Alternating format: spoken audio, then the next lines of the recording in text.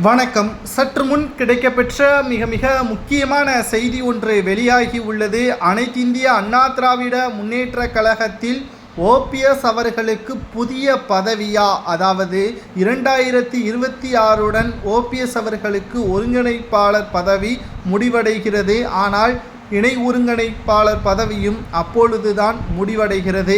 அதற்கு முன்பாக பொதுச்செயலாளர் பதவி செல்லாது என்று நீதிமன்றம் தீர்ப்பை வழங்க வேண்டும். இல்லை என்றால் ஓபிஎஸ் அவர்களது நிலைமை மிக மோசமாக மாறிவிடும். தற்பொழுது ஓபிஎஸ் அவர்களுக்கு இருக்கின்ற மிகப்பெரிய ஒரு ஆயுதமே தேர்தல் ஆணையம் கொடுத்த ஒரு மிக முக்கியமான அறிவிப்பு தான்.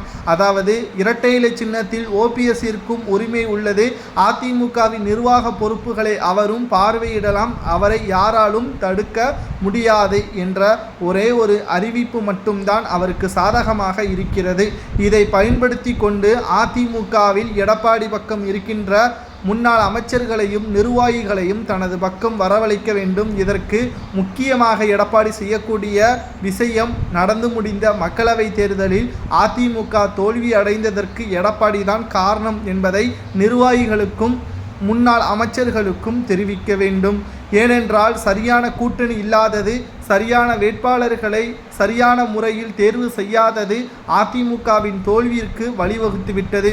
சரியான கூட்டணி, சரியான வேட்பாளர்கள் இரண்டுமே இருந்தால் நிச்சயம் மக்களவையிலும் மாற்றத்தை ஏற்படுத்தியிருக்கலாம். தமிழகத்தில் மட்டுமல்ல, இந்தியா முழுவதும் திரும்பி பார்க்கும் வகையில் அதிமுகவின் பேசும் பொருளாக மாறியிருக்கலாம். ஏனென்றால் ஆந்திரா மற்றும் பீகார் முதல்வர் போன்றே தமிழகத்தில் எதிர்க்கட்சியாக அதிமுகவின் பேச்சும் அடிபட்டிருக்கும் என்றும், இதனால் மத்தியில் அமைச்சர்கள் 4 நபர்களுக்கு மேல் நாம் வைத்திருக்கலாம் என்றும் எடப்பாடி பழனிசாமி அவர்களுக்கு எதிராக ஓபிஎஸ் அவர்கள் தற்பொழுது பேச ஆரம்பித்து விட்டார். இதனால் ஓபிஎஸ் அவர்களுக்கு அதிமுகவில் புதிய பதவிகள் வழங்க வேண்டும் என்றும், அதிமுகவில் ஓபிஎஸ் அவர்களை ஏன் நாம் புறக்கணிக்க வேண்டும்? அவரை மறைந்த முதல்வர் ஜெயலலிதா அவர்கள்தான் அங்கீகாரம் கொடுத்தார். அவரது நண்பர்கள் பட்டியலில் முக்கிய இடத்திலும் ஓபிஎஸ் அவர்கள் இருக்கிறார். ஆனால் அதே நிலைமை எடப்பாடியை பார்க்கும் பொழுது சசிகலா அவர்களால் கூவத்தூரில் தேர்வு செய்யப்பட்டார்.